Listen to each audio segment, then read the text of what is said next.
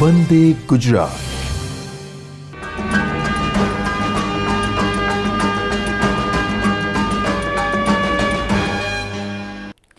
નમસ્કાર વિદ્યાર્થી મિત્રો. ગુજરાત માધ્યમિક અને ઉચ્ચતર માધ્યમિક શિક્ષણ બોર્ડ ગાંધીનગર તરફથી ગુજરાત સરકાર બાયસેક દ્વારા રસાયણ વિજ્ઞાનમાં રાસાયણિક ગતિકીમાં આપ સૌનું સ્વાગત કરું છું. રાસાયણિક ગતિકી કેમિકલ કાઇનેટિક્સ એ ચેપ્ટર વિશે આપણે આજે વાત કરીશું. એ વાત કરતાં પહેલાં મહત્ત્વના મુદ્દાની વાત અને એ વાત આપણે નોંધ કરીએ.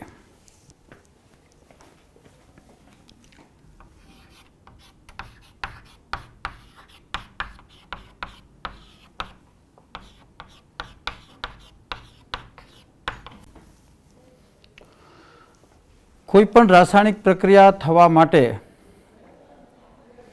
પ્રક્રિયકથી નિપજ તરફ એક પરિવર્તન થાય છે. પ્રક્રિયકથી નિપજ તરફ થતાં આ પરિવર્તન એ સતત મૂવમેન્ટ થતું હોય છે. સતત મૂવમેન્ટ, સતત હલનચલન પ્રક્રિયકો તરફથી નિપજ તરફ અને નિપજ તરફથી પ્રક્રિયક તરફ પણ થતું હોય છે. આ હલનચલન મૂવમેન્ટ એટલે કાઇનેટિક્સ. રાસાયણિક ગતિકીનો અભ્યાસ રાસાયણિક પ્રક્રિયાઓ માટે ત્રણ બાબત મહત્ત્વની છે. કોઈ પણ પ્રક્રિયા થશે કે નહીં તે ઉષ્માગતિશાસ્ત્ર દ્વારા આપણે જાણ્યું. કેવી રીતે?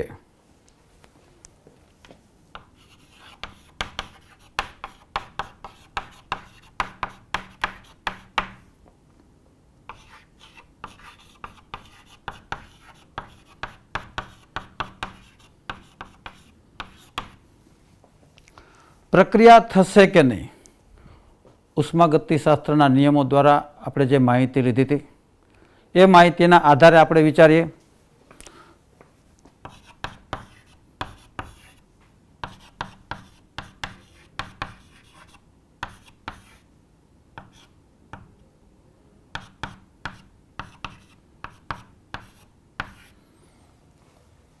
આ બધા પરિણામો આપણે ઉષ્માગતિશાસ્ત્રમાં ભણ્યા. ઉષ્માગતિશાસ્ત્ર આપણને એ વાત કહે છે કે પ્રક્રિયા થશે કે નહીં. મુક્ત ઉર્જાનો ફેરફાર લેસ ધેન 0 હોય, એન્ટ્રોપીનો ફેરફાર delta S total greater than 0 હોય, વિદ્યુત રાસાયણિક પ્રક્રિયામાં કોષનો potential cell potential greater than 0 હોય તો એ પ્રક્રિયા થશે. પ્રક્રિયકથી નિપજ તરફ થાય છે એવું આપણે જાણીએ છીએ. એનાથી આગળ વાત કરીએ તો આપણે સંતુલન વિશે ભણી ગયા. રાસાયણિક સંતુલન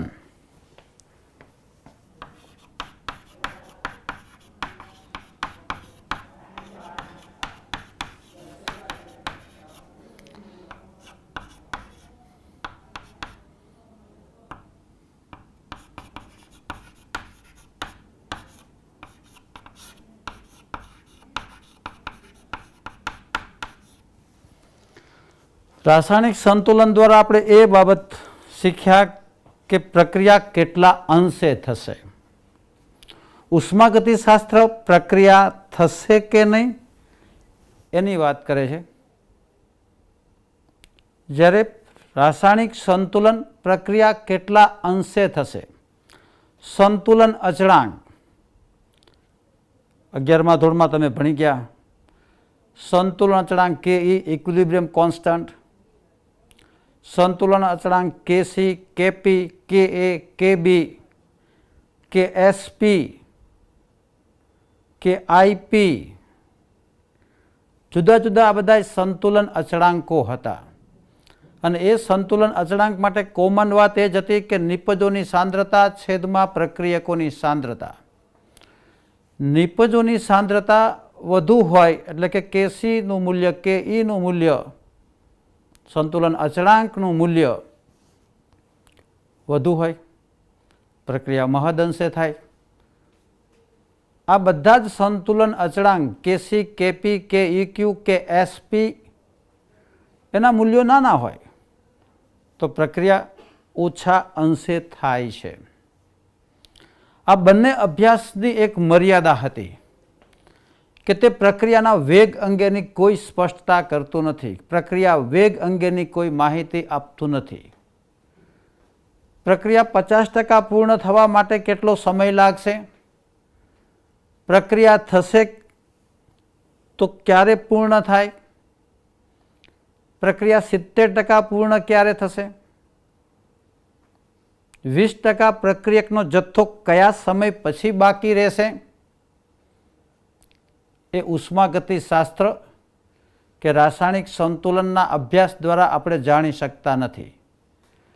તેના માટે જે વિજ્ઞાનની જરૂર પડશે એ છે રાસાયણિક ગતિકી.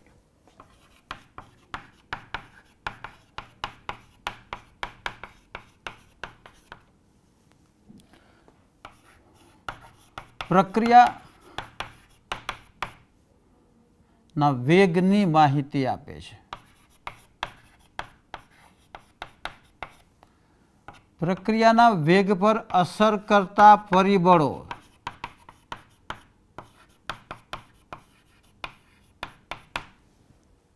એની વાત કરે છે.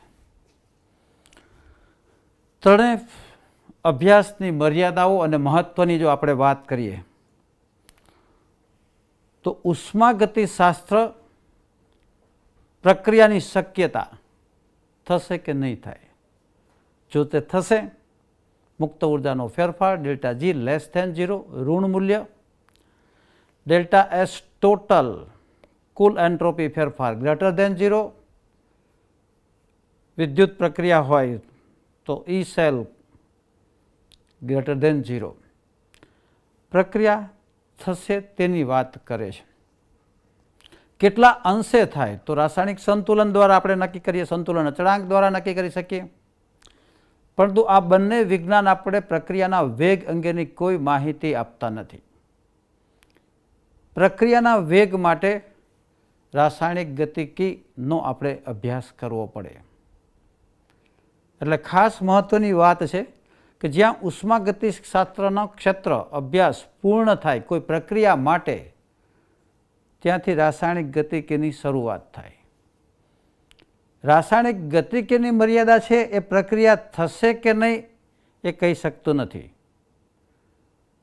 પ્રક્રિયા થશે કે નહીં એ તો ઉષ્માગતિશાસ્ત્ર કહે છે. ઉષ્માગતિશાસ્ત્રની જે મર્યાદા છે એ રાસાયણિક ગતિકી છે. રાસાયણિક ગતિકીની જે મર્યાદા છે એ ઉષ્માગતિશાસ્ત્ર છે. એટલે ખાસ અગત્યનો એક પ્રશ્ન અહીંયા આગળ તમને નીટ, જી, ગુજરાત બોર્ડ સબ્જેક્ટિવ ક્વેશ્ચન એક થશે વિદ્યાર્થી મિત્રો, એ ખાસ નોંધ કરજો. ઉષ્માગતિશાસ્ત્ર અને રાસાયણિક ગતિકી બંને વચ્ચેનો ભેદ સ્પષ્ટ કરો. જો એ જી નીટના ફોર્મમાં હોય તો ABCD ઓપ્શન તમને આપ્યા છે. કયું વિધાન ઉષ્માગતિશાસ્ત્ર અને રાસાયણિક ગતિકી માટે યોગ્ય છે, અયોગ્ય છે, કયો ભેદ બંને વચ્ચેનો સાચો છે. તો ઉષ્માગતિશાસ્ત્ર પ્રક્રિયાની શક્યતા કહે છે, એ પ્રક્રિયા વેગ અંગેની કોઈ માહિતી આપતું નથી. જ્યારે રાસાયણિક ગતિ પ્રક્રિયા વેગ અંગેની માહિતી આપે છે, એ પ્રક્રિયા થશે કે નહીં તેની માહિતી આપતું નથી. આ ચેપ્ટરમાં આપણે જે વાત કરવી છે પ્રક્રિયા વેગ માટેની વાત કરવાની છે.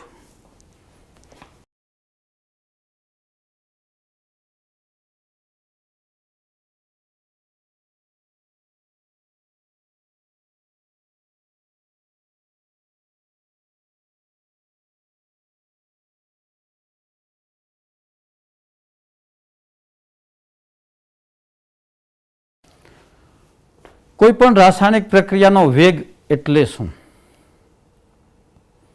9મા ધોરણથી વિદ્યાર્થી મિત્રો તમે ભણતા આવો છો કે ડાબી બાજુ આપણે પ્રક્રિયકો લખીએ છીએ, તીરની નિશાની, પછી જમણી બાજુ આપણે નિપજ લખીએ છીએ. પ્રક્રિયકોમાંથી નિપજ આપણને મળે છે, પ્રક્રિયકોના જે ગુણધર્મ છે તેના કરતાં નિપજોના ગુણધર્મ જો અલગ હોય તો જ રાસાયણિક પ્રક્રિયા થઈ કહેવાય, અને એ પણ રાસાયણિક ગુણધર્મો અલગ હોવા જોઈએ. ભૌતિક ગુણધર્મ બની શકે, ઘનમાંથી પ્રવાહી થઈ શકે, પ્રવાહીમાંથી વાયુ થઈ શકે, એ રાસાયણિક પ્રક્રિયા નથી. રાસાયણિક પ્રક્રિયામાં પ્રક્રિયકોના જે રાસાયણિક ગુણધર્મો છે તેના કરતાં નિપજોના રાસાયણિક ગુણધર્મો તદ્દન ભિન્ન હોવા જોઈએ. સોડિયમ હાઇડ્રોક્સાઇડ NaOH HCl સાથે પ્રક્રિયા થાય, NaCl અને H2O બને. તમે NaOH નો ટેસ્ટ, HCl નો ટેસ્ટ એના કરતાં NaCl નો ટેસ્ટ જુદો હોય, ગુણધર્મો બદલાઈ જાય. એ રાસાયણિક પ્રક્રિયા છે. એ પ્રક્રિયાના વેગ માટે આપણે આ ચેપ્ટરમાં વાત કરવી છે.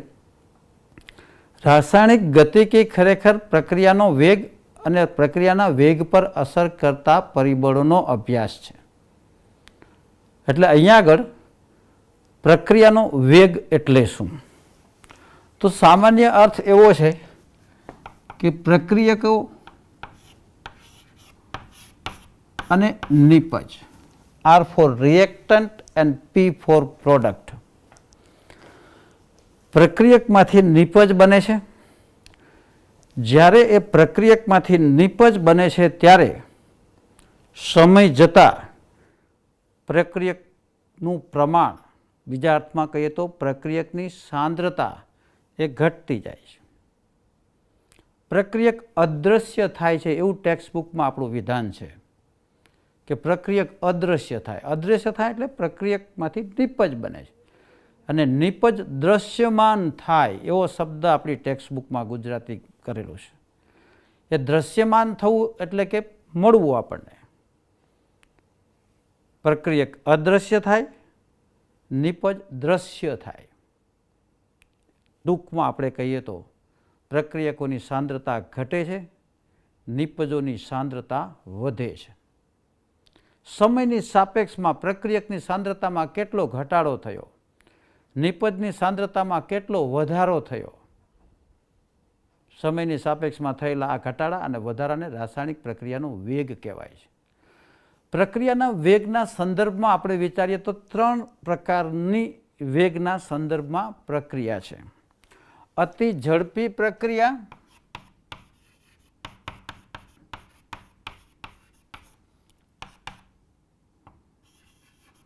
અતિ ધીમી પ્રક્રિયા અને મધ્યમ ગતિની પ્રક્રિયા. અતિ ઝડપી પ્રક્રિયા, સિલ્વર નાઇટ્રેટના દ્રાવણમાં સોડિયમ ક્લોરાઇડનું દ્રાવણ ઉમેરો, ટેસ્ટ ટ્યુબના અંદર પ્રેક્ટિકલમાં તમે જોયું હશે. ડ્રોપ્સ બંનેનો એકબીજાનો સંપર્ક થાય કે તરત જ સિલ્વર ક્લોરાઇડના વ્હાઇટ અવક્ષેપ આપણને મળે.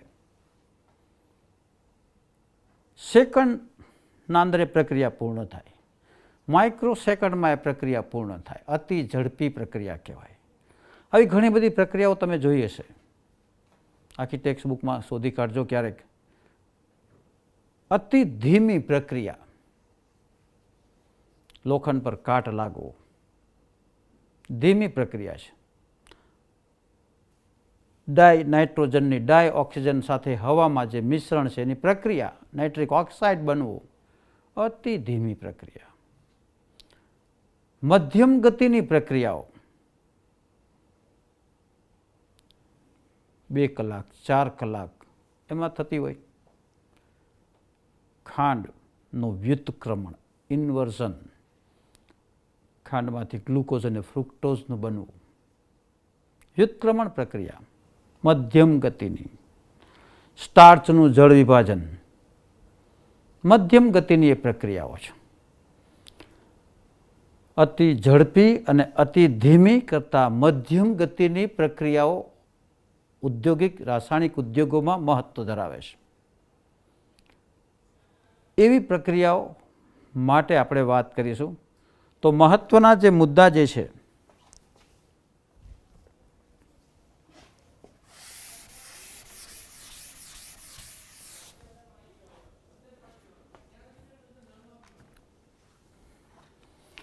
રાસાયણિક પ્રક્રિયાનો વેગ. રાસાયણિક પ્રક્રિયાના વેગ માટે આપણે કોઈ એક પ્રક્રિયા નક્કી કરીએ.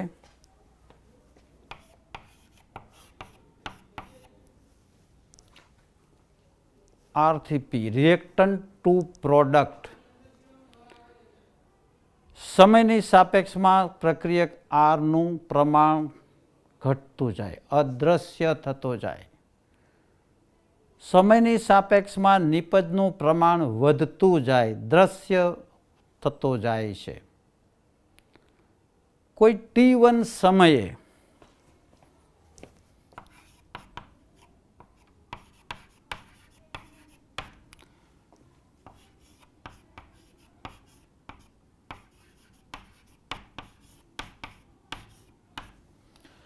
T1 સમયે પ્રક્રિયકની સાંદ્રતા મોલારિટીમાં R1 જે કૌંસ આપણે બતાવીએ છીએ સાંદ્રતા અને સાંદ્રતા મોલારિટીમાં છે.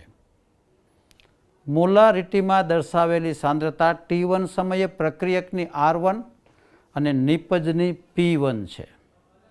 સેમ એવી જ રીતે T2 સમયે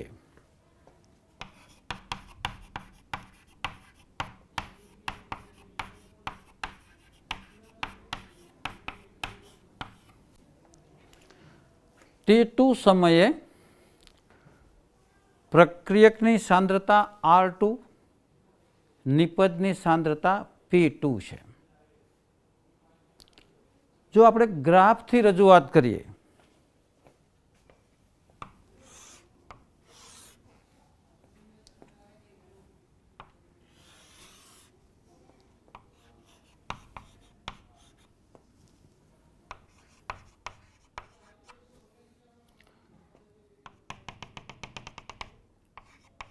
T1 સમયે સાંદ્રતા R1 છે. T2 સમયે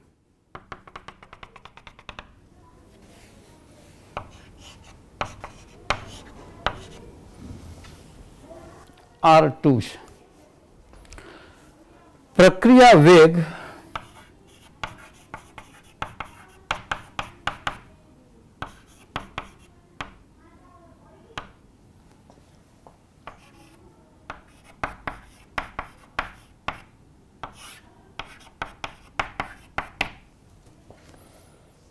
R2 minus R1, T2 minus T1 નો ગુણોત્તર છે.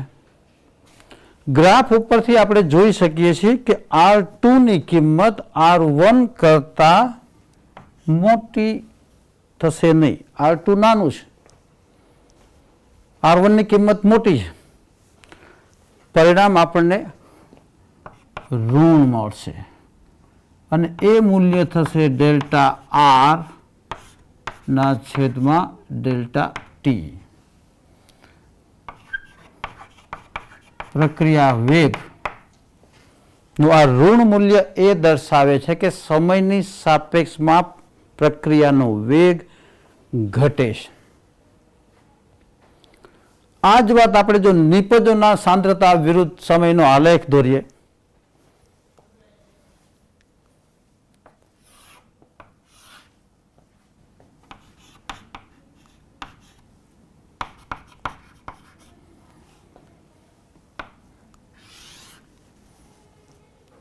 T1 સમયે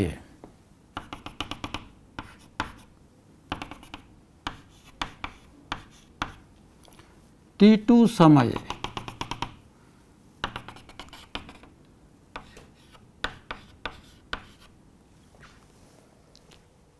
અહીંયા આગળ પ્રક્રિયા વેગ P2 minus P1, T2 minus T1 plus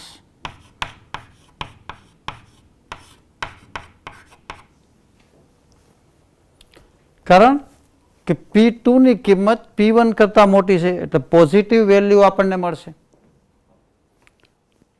પ્રક્રિયકની સાંદ્રતા કરતા નિપજની સાંદ્રતા સમય જતા વધે છે.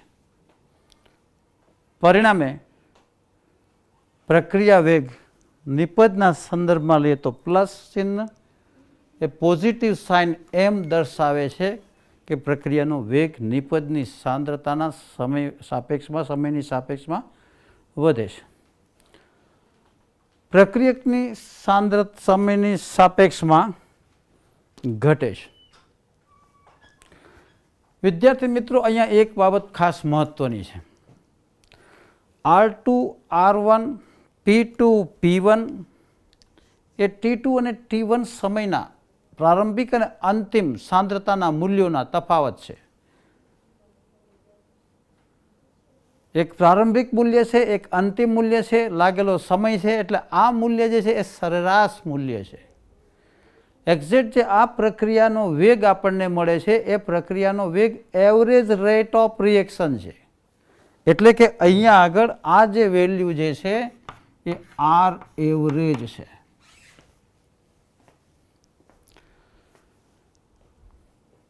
કોઈ એક સ્થળેથી આપણે મુસાફરી શરૂ કરીએ, કાર છે, બાઇક છે તમારી પાસે, 10 મિનિટમાં તમે 10 કિલોમીટર અંતર કાપ્યું. તમારી ઝડપ જે છે 60 કિલોમીટર પ્રતિ કલાકની, 60 મિનિટમાં 60 કિલોમીટર તમે અંતર કાપો છો. સ્પીડોમીટર જે બાઇક ઉપર કારમાં છે એ તમારો વેગ જે બતાવે છે. બની શકે કે તમે જે 60 કિલોમીટર પ્રતિ કલાકના દરેક ગતિ કરી, કન્ટિન્યુઅસ એક સરખી તમે ગતિ નથી કરી. ક્યાંક ટ્રાફિક હશે તો આપણે 10, 20, 30ની સ્પીડે વાહન ચલાવવું પડશે. ક્યાંય ટ્રાફિક છે જ નહીં, રસ્તા પર તમે એકલા જ ચલાવો છો, તો બની શકે તમારી સ્પીડ 70, 80, 90ની પણ હોય. પણ સ્ટાર્ટ ટુ એન્ડ વચ્ચે લાગેલો સમય 60 કિલોમીટર પ્રતિ કલાકનો છે. આપણું મીટર ક્યારેક 10 ઉપર, ક્યારેક 20 ઉપર, ક્યારેક 30 ઉપર, ક્યારેક 40 ઉપર, ક્યારેક 80 ઉપર પણ છે ને. એમ રાસાયણિક પ્રક્રિયામાં પણ એવું છે કે પ્રક્રિયાનો વેગ પ્રક્રિયકોથી નિપજ તરફ જઈએ તેમ તેમ પ્રક્રિયકની સાંદ્રતા ઘટતી જાય છે, નિપજની સાંદ્રતા વધતી જાય છે. વચ્ચે કોઈ એક ક્ષણે આપણે વેગ માપવો છે, જેને આપણે ત્વરિત તાત્ક્ષણિક ઇન્સ્ટન્ટ રેટ ઓફ રિએક્શન કહીએ છીએ.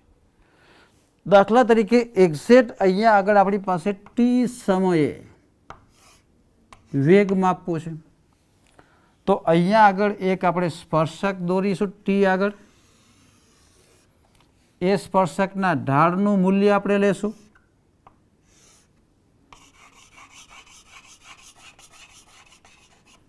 આ જે નાનો એવો ફેરફાર છે એને સ્મોલ ડી વડે દર્શાવાય છે. આ નાના એવા સમયના ફેરફારને સ્મોલ ડી વડે દર્શાવાય છે. અહીંયા આગળ આર ઇન્સ્ટન્ટ ત્વરિત તાત્કાલિક ત્વરિત વેગમાં થયેલો ફેરફાર dr/dt અને એનું મૂલ્ય ઋણ હશે. ત્વરિત વેગ સ્પીડોમીટરમાં ટ્રાફિક આવી ગયું, આપણી સ્પીડ 30ની થઈ ગઈ. At that moment it's instant rate આપણો થાય. સેમ અહીંયા આગળ ત્વરિત વેગ માઇનસ dr/dt, નાનો એવો ફેરફાર છે, સ્મોલ ડી લખીએ છીએ આપણે. ડેલ્ટા ટી ટેન્સ ટુ 0 મેથેમેટિક્સની ભાષામાં આપણે કહીએ તો. સેમ અહીંયા આગળ પણ એક્ઝેક્ટ ટી સમયે એક સ્પર્શક આપણે દોરીશું. એ સ્પર્શકનો ઢાળ થશે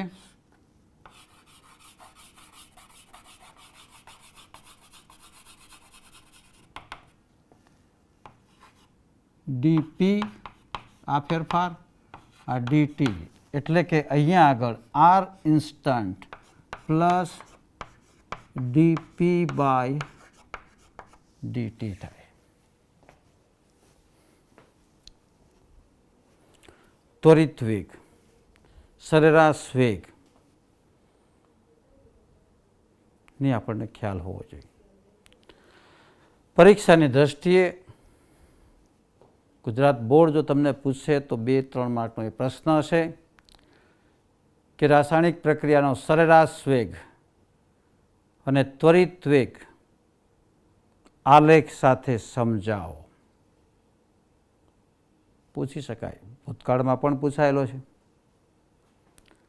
જી અને નીટના સંદર્ભમાં કોઈ એટ ધેટ મોમેન્ટ વાત કરીએ તો ઇન્સ્ટન્ટ થાય તો તમારે સ્પર્શકનો ઢાળ લેવો પડે અને એ ઢાળના મૂલ્ય પરથી તમે ઇન્સ્ટન્ટ ત્વરિત પ્રક્રિયા વેગ નક્કી કરી શકો છો. ગ્રાફ દોરવો પડે તમારે.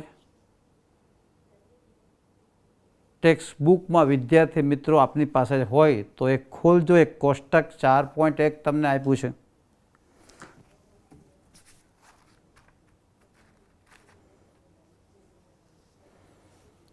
કોયડાની વાત કરી છે 4.1માં એક એક્ઝામ્પલ આપ્યો છે તમને. જુદા જુદા સમયની સાપેક્ષમાં પ્રક્રિયાનો વેગ કેટલો છે,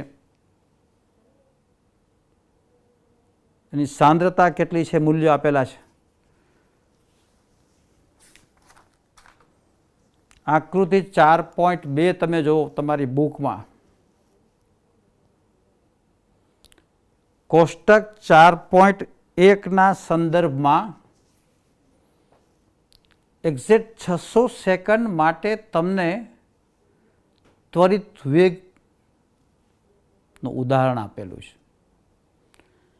એક્ઝેક્ટ 600 સેકન્ડે, કારણ કે 4.1 દાખલામાં ક્યાંય 600 સેકન્ડનું મૂલ્ય નથી.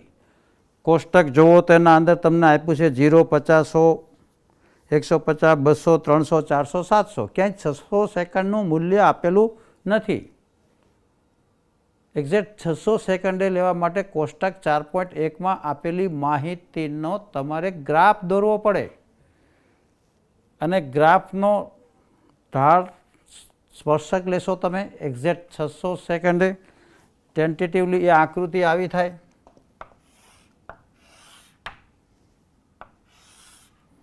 એક્ઝેક્ટ અહીંયા આગળ માનો કે આપણી પાસે 600 સેકન્ડ છે. એ વખતે આપણે કોઈ સ્પર્શક દોરીએ,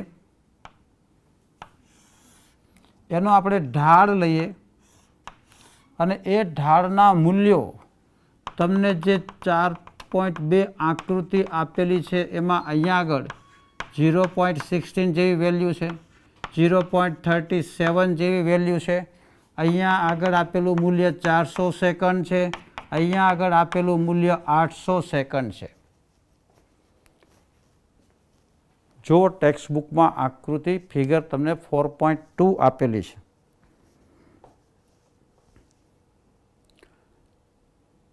આર ઇન્સ્ટન્ટ શોધવાનું કીધું છે એટ 600 સેકન્ડ. તો 600 સેકન્ડનો આપણે ગ્રાફ, એનો સ્પર્શક દોરવો પડે. ત્યાં આગળ આપણી પાસે ડીઆરના મૂલ્યો ઉપર 0.04 છે, 0.04, અહીંયા આગળ 0.0 આવું તમને મૂલ્ય ટેક્સ્ટ બુકમાં આપેલું છે. અહીંયા 0.02, 0.04 ઉપર એના મૂલ્યો આપેલા છે ટેક્સ્ટ બુકમાં. આ મૂલ્ય અને આ મૂલ્ય વચ્ચેનો જે આપણે તફાવત લઈએ, 400 એ સાંદ્રતા 0.037, 800 એ 0.016, એનો તફાવત એટલે કે R2 minus R1. T2 minus T1 છેદમાં 800 માઇનસ 400. ટેક્સ્ટ બુક ખોલો, પેજ નંબર તમે જોશો તો 99 પેજ ઉપર તમને આપેલું છે, ગણતરી કરીને આપેલું છે. તાત્ક્ષણિક વેગને સમજાવવાનો એક ઉદાહરણ પૂરતો એ પ્રયત્ન તમને કરેલો છે. ત્યાર પછીના પણ મૂલ્યો છે. રાઉન્ડ અબાઉટ 250, 350, 450 સેકન્ડના અંતે વેગ કેટલો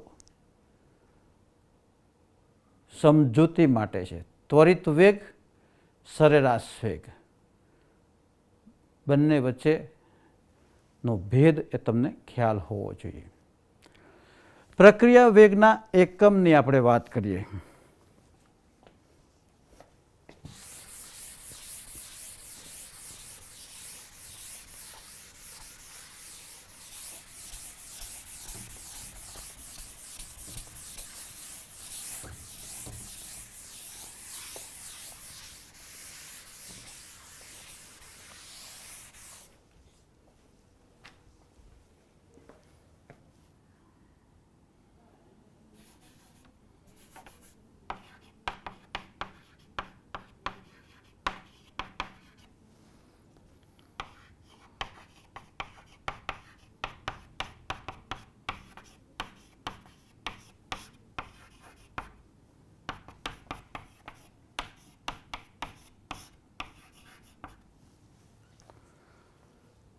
આપણી પાસે સૂત્ર છે પ્રક્રિયા વેગ પ્રક્રિયક આર એની સાંદ્રતામાં થયેલો ફેરફાર dr/dt.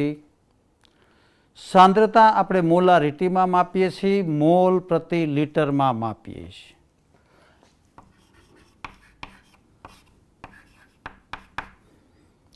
સમયને આપણે સેકન્ડમાં માપીએ છીએ. બીજા અર્થમાં કહીએ તો મોલ લીટર સેકન્ડ ઇન્વર્સ. પ્રક્રિયા વેગનો આ એકમ છે. ઝડપી પ્રક્રિયા હોય સેકન્ડમાં હોય, ધીમી પ્રક્રિયા હોય વર્ષમાં હોય, કલાકમાં હોય, ખૂબ જ ધીમી પ્રક્રિયા હોય તો વર્ષો લાગે. રેડિયો એક્ટિવ તત્વોનું જે ક્ષયન થાય છે ખૂબ ધીમી પ્રક્રિયા છે. કહેવાનો આપણો અર્થ પ્રક્રિયકો અને નિપજો દ્રાવણોના સ્વરૂપમાં હોય તો પ્રક્રિયા વેગનો એકમ મોલ પ્રતિ લીટર પ્રતિ સેકન્ડ. જો વાયુ સ્વરૂપમાં પ્રક્રિયકો અથવા નિપજો હોય તો એનો એકમ થશે એટમોસ્ફિયર. કારણ કે વાયુની સાંદ્રતા તેના દબાણમાં મપાય, દબાણ એટમોસ્ફિયરમાં માપીએ તો એટમોસ્ફિયર પર સેકન્ડ. એકમો પણ ધ્યાનમાં રાખજો. દાખલાઓ તમે લખો છો, ગણો છો, પરીક્ષામાં સબ્જેક્ટિવ 50 માર્કનું બી સેક્શન ગુજરાત બોર્ડમાં આવે, જવાબ લખી નાખો. એકમ લખવાની ટેવ નથી, આરામથી અડધા માર્ક કપાઈ જાય. 4 દાખલા હોય તો અડધો માર્ક એકમ ન લખો, એમાં 2 જગ્યાએ એકમ આવતા હોય તો 1 માર્ક કપાતો જાય. પરિણામ એ આવે કે 5-7 માર્કનું નુકસાન જાય. આપણે એકમ નહીં લખવાની ટેવના કારણે 1 માર્કની હરીફાઈઓ હોય છે તમારા વચ્ચે. એનાથી આગળ વાત આપણે કરીએ.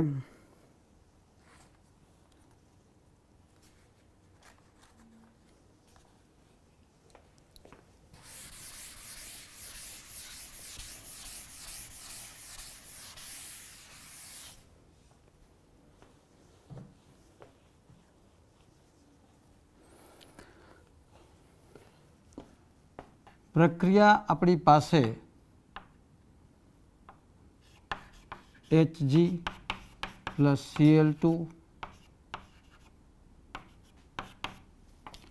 HgCl2 આવી કોઈ પ્રક્રિયા છે તો તેના માટે પ્રક્રિયા વેગનું સમીકરણ કેમ લખાય?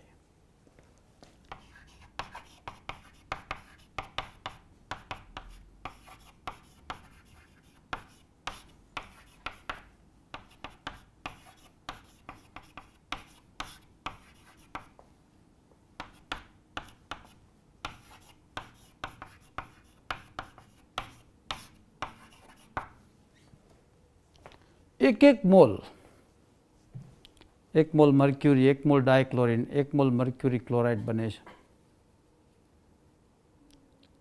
જો પ્રક્રિયા આવી હોય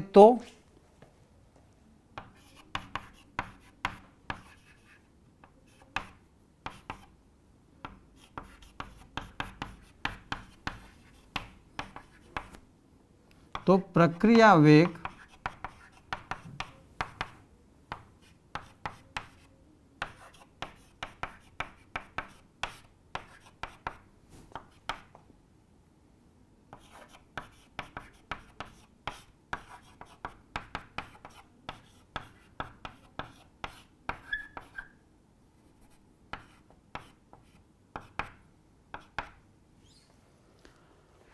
વિદ્યાર્થી મિત્રો અહીં બરાબર હવે સમજજો.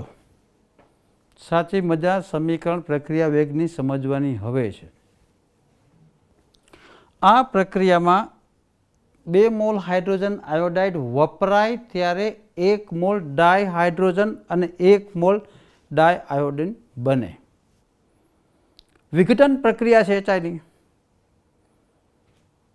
આ પ્રક્રિયામાં 1 મોલ ડાયહાઇડ્રોજન કે 1 મોલ ડાયઆયોડિન બને ત્યારે 2 મોલ હાઇડ્રોજન આયોડાઇડ વપરાઈ જાય. બરાબર સમજો. 1 મોલ ડાયહાઇડ્રોજન બને ત્યારે 2 mole dihydrogen 2 mole hydrogen iodide વપરાઈ જાય આ પ્રક્રિયામાં. એટલે આની સાંદ્રતામાં જે વધારો થાય, આ જેટલું તત્વયોગમિતીય પૂર્ણાંક છે એ છેદમાં આવે. માઇનસનું ચિહ્ન પ્રક્રિયાના વેગમાં ઘટાડો થાય છે, સાંદ્રતામાં ઘટાડો થાય છે, એ વાત બતાવે છે. જેટલું તત્વયોગમિતીય પૂર્ણાંક છે એ અહીંયા છેદમાં લેવો પડે. બીજું એક ઉદાહરણ લઈએ.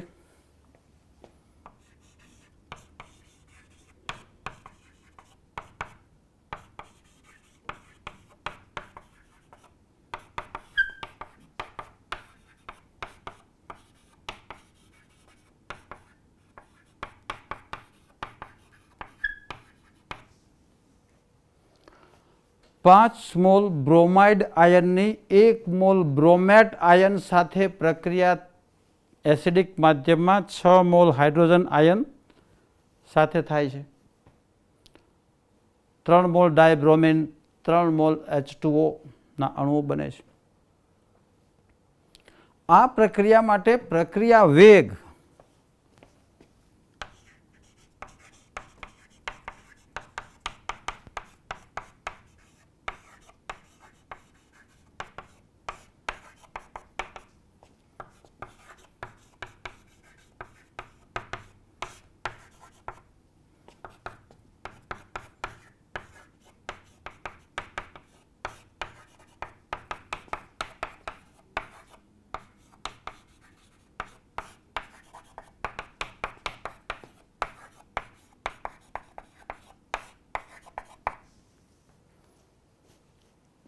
આ રીતે આપણે લખી શકીએ. બરાબર સમજી લેજો કે અહીંયા આગળ 5, 1, 6, 3, 3 છેદમાં આવશે.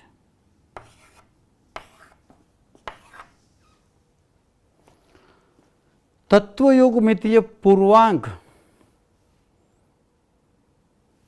5 ગણી સાંદ્રતા ઘટી જાય, 3 ગણી સાંદ્રતા વધી જાય. કહેવાનો આપણો અર્થ કે કોઈ પણ સમીકરણનો પ્રક્રિયા વેગ એના તત્વયોગમિતીય પૂર્ણાંકોને આ રીતે લખી શકાય છે. વ્યાપક અર્થમાં આપણે લખીએ તો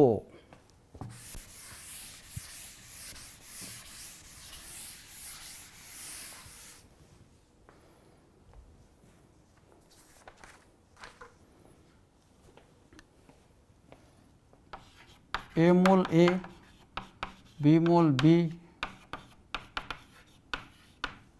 આવી પ્રક્રિયા માટે પ્રક્રિયા વેગ -1/A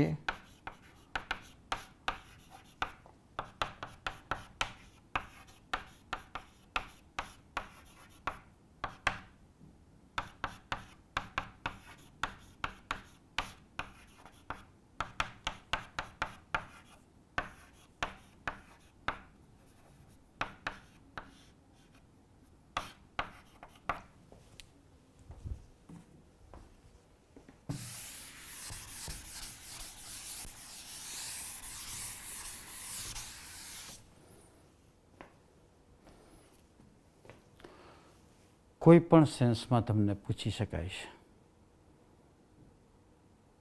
જી અને નીટમાં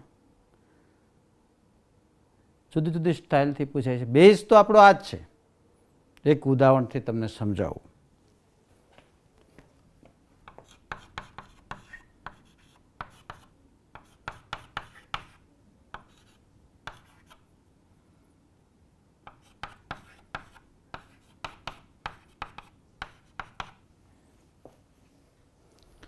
આપણી આ પ્રક્રિયા છે.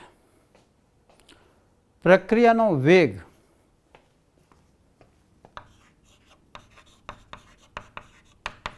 એનું સમીકરણ છે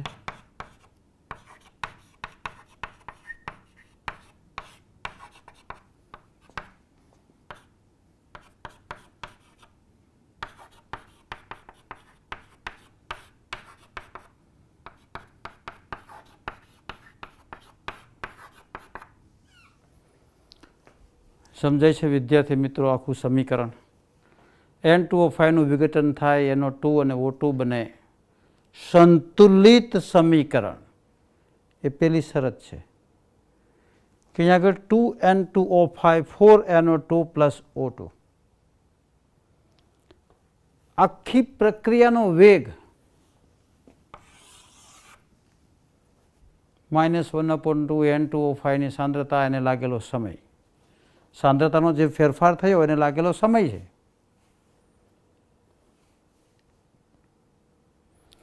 સપોઝ એ મૂલ્ય 5 મોલ પ્રતિ લિટર પ્રતિ સેકન્ડ આવું તમને મળ્યું. તમને પ્રશ્ન પૂછવામાં આવે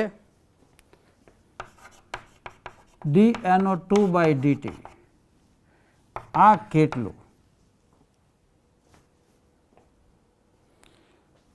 NO2 ની સાંદ્રતા વધવાનો એ દર છે. તો આ 4 જે છે એ 4નો આની સાથે તમારે ગુણાકાર કરવો પડે. સમજાય છે આખી વાત? N2O5 ની સાપેક્ષમાં NO2 બનવાનો દર એ પણ પ્રક્રિયા વેગ છે. એવો એક્ઝામ્પલ તમને એક આપ્યો છે ટેક્સ્ટ બુકમાં, કોષ્ટક કોયડો 4.2 એ જોઈ લેજો. એ જ પ્રકારનો છે.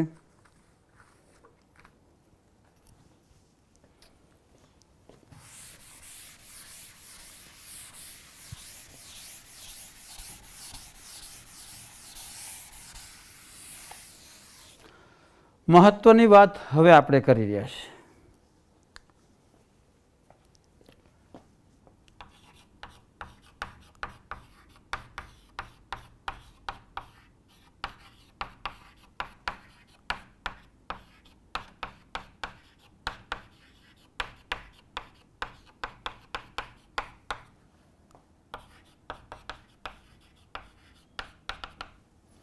રાસાયણિક પ્રક્રિયાના વેગને અસર કરતા પરિબળો. પ્રક્રિયકની સાંદ્રતા,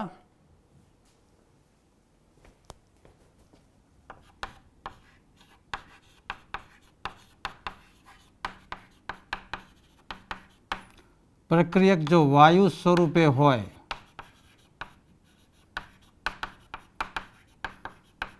તો દબાણ,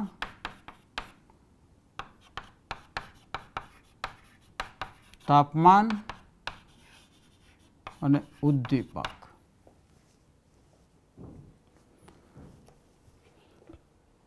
મુખ્યત્વે તો 3 થાય. સાંદ્રતા, જો પ્રક્રિયક વાયુ સ્વરૂપમાં હોય તો દબાણ આપણે લેવું પડે, કારણ કે વાયુ સ્વરૂપમાં દબાણ જે છે એને આપણે સાંદ્રતા ગણવી પડશે. એટલે પ્રક્રિયકની જ સાંદ્રતા થઈ કહેવાય. તાપમાન અને દબાણ, તાપમાન અને ઉદ્દીપક. પેલું જે છે ટેક્સ્ટ બુકમાં પ્રક્રિયાના વેગને અસર કરતા પરિબળોમાં સાંદ્રતાની આપણે વાત કરી છે. સાંદ્રતા વેગ અભિવ્યક્તિ અને વેગ અચળાંકની વાત છે. વ્યાપક સ્વરૂપમાં રહેલી આપણી કોઈ એક પ્રક્રિયા A mall A, B mall B, એમાંથી C mall C, D mall D બને છે. આ પ્રક્રિયાનો વેગ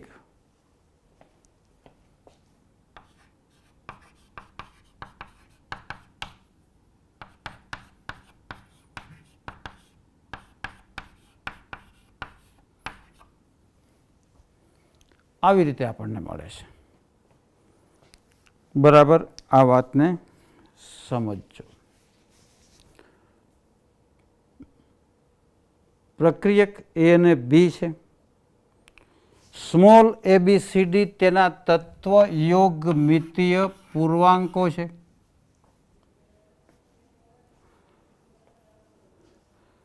તો પ્રક્રિયાનો વેગ, ખાસ અગત્યની વાત,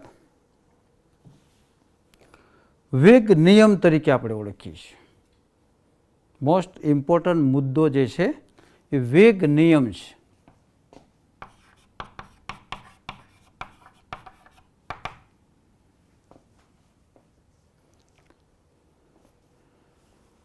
રાસાયણિક પ્રક્રિયાનો વેગ પ્રક્રિયકોની સાંદ્રતાના પર્યાયના સ્વરૂપે દર્શાવવામાં આવે. ટેક્સ્ટ બુકની આ ભાષા છે. રાસાયણિક પ્રક્રિયાનો વેગ પ્રક્રિયકોના સાંદ્રતાના પર્યાયના સ્વરૂપે દર્શાવવામાં આવે તેને વેગ નિયમ કહેવાય છે. બહુ સ્પષ્ટ આપણે આપણી શુદ્ધ ગુજરાતી વાત જો સમજીએ, કોઈ પણ રાસાયણિક પ્રક્રિયાનો વેગ પ્રક્રિયકોની સાંદ્રતાના અનુસંધાને દર્શાવાય, અભ્યાસ કરવામાં આવે, પ્રેક્ટિકલ કરવામાં આવે, અવલોકન કરવામાં આવે, પ્રક્રિયકોની સાંદ્રતાના સંદર્ભમાં એ વેગ નિયમ છે. અને એ વેગ નિયમને સૂત્રની દ્રષ્ટિએ આમ દર્શાવાય છે કે પ્રક્રિયા વેગ બરાબર k ઇન્ટુ a ઉપર x ઘાત b ઉપર y ઘાત. k જે છે એ વેગ અચળાંક છે. k જે છે એ વેગ અચળાંક છે કે પ્રક્રિયાનો વેગ, અહીંયા આગળ પ્રક્રિયક a ની સાંદ્રતા વધારીએ તો શું અસર થાય? બી ની સાંદ્રતા આપણે અચળ રાખશું તો પ્રક્રિયા વેગ માત્ર એકલા એ ઉપર આધાર રાખે છે. કયા પ્રમાણમાં આધાર રાખે? તો એની x ઘાતાંકના પ્રમાણમાં. એની સાંદ્રતા આપણે અચળ રાખીએ, બીની સાંદ્રતા બદલતા જાઓ બદલતા જાઓ બદલતા જાઓ અને પ્રક્રિયાના વેગનું મૂલ્ય માપો તો પ્રક્રિયક બીની સાંદ્રતાના અનુસંધાને અથવા પ્રક્રિયક બીની સાંદ્રતાના પર્યાયમાં પ્રક્રિયાનો વેગ શું અસર થાય છે? પ્રક્રિયાના વેગ પર કઈ અસર થાય છે? તો કે y ઘાતાંકના પ્રમાણમાં. સંપૂર્ણપણે પ્રક્રિયા વેગ નિયમની અભિવ્યક્તિ એ વિકલન વેગ પણ છે. વિકલન વેગ સમીકરણ પણ કહેવાય. શા માટે? કે પ્રક્રિયા વેગ જે છે તો અહીંયા આગળ આપણી પાસે d of a by dt છે.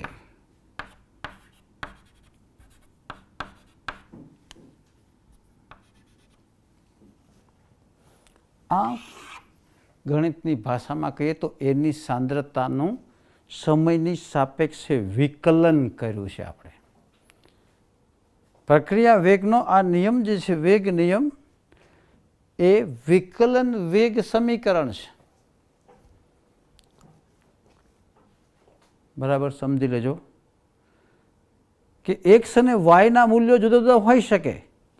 આ x અને y a અને b પણ હોઈ શકે, ન પણ હોઈ શકે. કોઈ ગેરંટી નથી, હોવા જ જોઈએ. ઉદાહરણ લઈએ.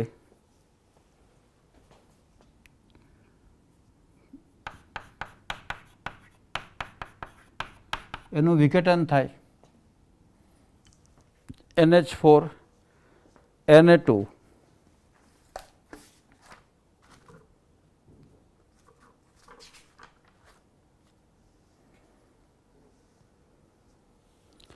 વિઘટનને અંતે 2H2O અને N2 બને. બેલેન્સ કરવાનું, ક્ષાર ઓક્સિજન 2. આ પ્રક્રિયા માટે પ્રક્રિયા વેગ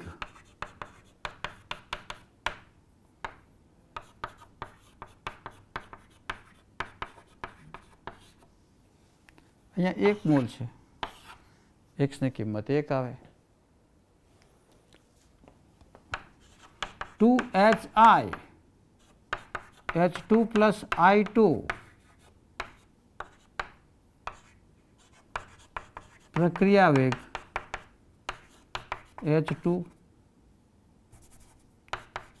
hi એનો વર્ગ થઈ જાય. હા 2 છે તો અહીંયા આગળ 2 આવે. આગળ અચળાંક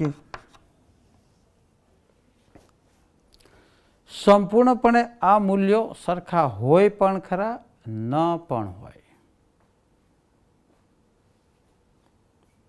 આગલા લેક્ચરમાં આપણે